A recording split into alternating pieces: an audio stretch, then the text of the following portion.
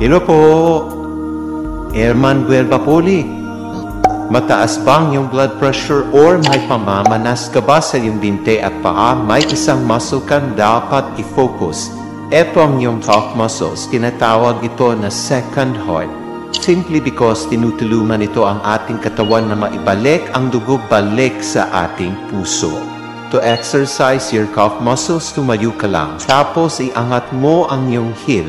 I-maintain mo ang posisyon na yan sa loob ng 5 seconds. Down, ulitin mo ito 10 times.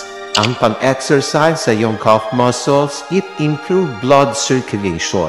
Nakakatulong din ito sa pamamanas at napipigilan ito ang blood clots or ang pamumuo ng dugo, which is very important para sa ating mga seniors or for those who don't have an active lifestyle. Isa itong simpleng exercise na pwede mong gawin kahit nanonood ka ng TV. Simple exercise helps with blood circulation. Ingat po palagi. God bless po.